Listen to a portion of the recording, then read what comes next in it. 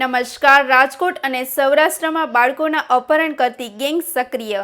આ મામલે Rajkot crime DCP Jagdish બાંગરવાએ મહત્વપૂર્ણ નિવેદન આપ્યું.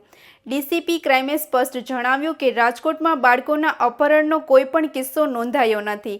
લોકો અફવાઓ પર વિશ્વાસ ન કરે અને કાયદો હાથમાં ન લે તેવી અપીલ કરવામાં આવી.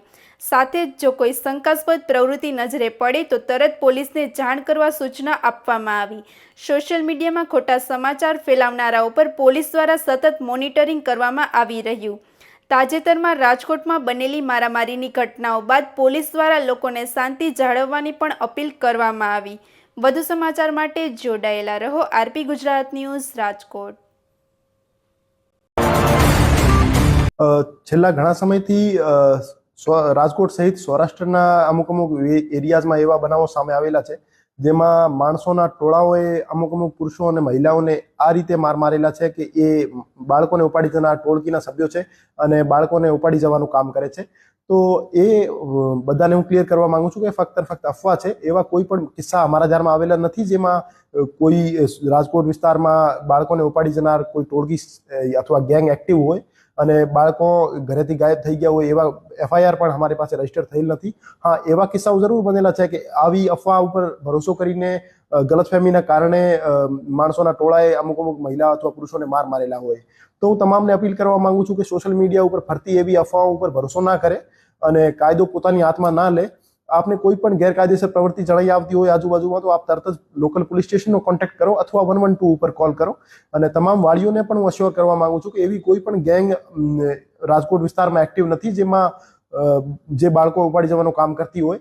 તો આપ રીએશ્યોર રહો અને પોતાના બાળકોનો આપ ધ્યાન રાખો અને જે નાના બાળકો હોય છે એમની સાથે કોઈ ને કોઈ વાળી વારસ હાજર રહે જેથી એ પોતાની રીતે ઘરેથી નીકળી જતા હોય ત્યાં અમુક વખતે એવા કિસ્સાઓ ના બને. અને આપ એવી કોઈ પણ અફવા હોય તો એને પ્રોપર વેરિફિકેશન કર્યા વગર આપ વગર સોચ્યા સમજા કોઈ પણ વોટ્સએપ ગ્રુપમાં અથવા સોશિયલ મીડિયા પ્લેટફોર્મ ઉપર ફોરવર્ડ ના કરો. એને પ્રોપર વેરિફિકેશન કર્યા પછી જ આપ કોઈ પણ ન્યૂઝ સોશિયલ મીડિયા ઉપર શેર કરો અને જવાબદારીપૂર્વક વર્તન કરો. લોકોને સાથે સાથે અપીલ કરશો કે આ વોટ્સઅપ બધું ફોરવર્ડ કરતા હોય છે, લોકોને શું અપીલ કરશો કે આવું કંઈ થાય તો શું પહેલા કરવું જોઈએ?